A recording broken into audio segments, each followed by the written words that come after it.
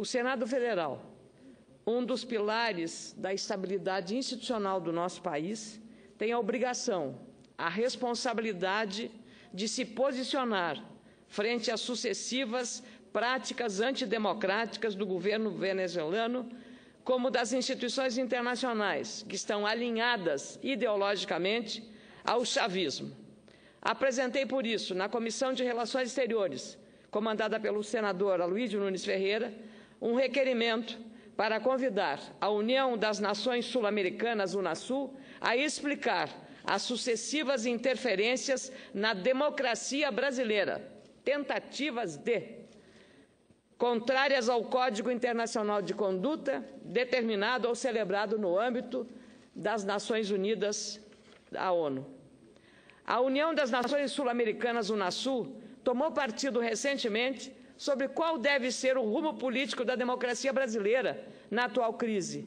É a mesma instituição que vetou, de modo autoritário e arbitrário, a participação do ex-ministro da Justiça e ex-ministro da Defesa, Nelson Jobim, para chefiar os observadores das eleições parlamentares da Venezuela, marcada para o próximo dia 6 de dezembro.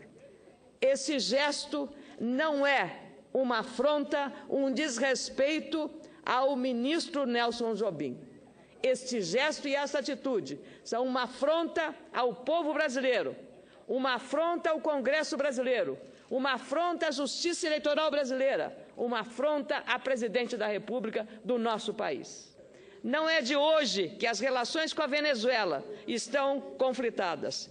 Antes, o governo Maduro rejeitou o monitoramento da OEA nas eleições próximas parlamentares.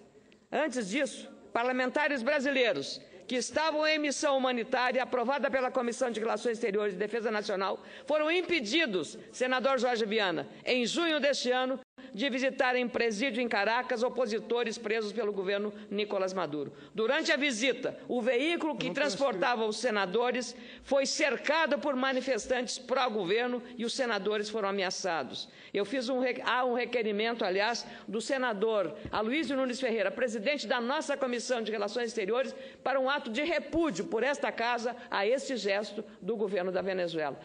A Venezuela está cercada de problemas por todos os lados. Presos políticos e estado de exceção em algumas áreas fronteiriças, várias delas em boa votação oposicionista. A imprensa sufocada, jornais fechados, emissoras de televisão fechadas. São, portanto, fatos que comprovam a perseguição a opositores e aos críticos, como é a imprensa, com estímulos às provocações e à violência. São práticas inaceitáveis. Uma delas, culpar as vítimas pela violência atual, processando-as e prendendo-as porque pensam diferente ou porque não concordam com o regime ditatorial chavista.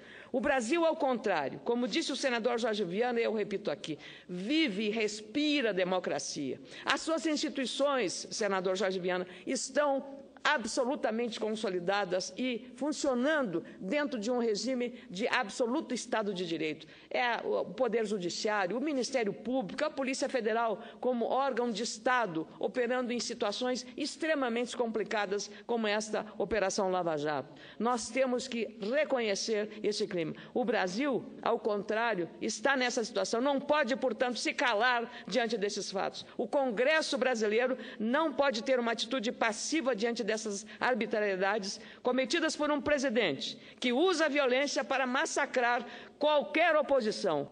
Mas vou tomar a liberdade, com a autorização, sem dúvida, do seu autor, que eu admiro muito, meu ex-colega, jornalista Clóvis Rossi, que num primoroso artigo publicado hoje no jornal Folha de São Paulo, resume também o sentimento desta casa e, particularmente, o meu sentimento. Agora que a UNASUL, claramente, por iniciativa venezuelana, sugere trocar Nelson Jobim por Jorge Tayana, ex-chanceler argentino, a presidência da República está sendo desautorizada.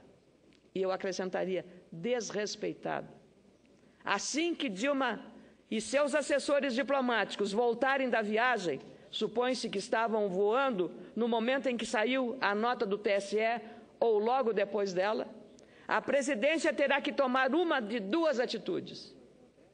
ou referenda a indicação de Jobim e exige que sua missão comece imediatamente, para poder avaliar a equidade na contenda eleitoral, já com o atraso apontado pelo TSE, ou, se a Unasul, as autoridades venezuelanas não aceitarem, denuncia o pleito como viciado.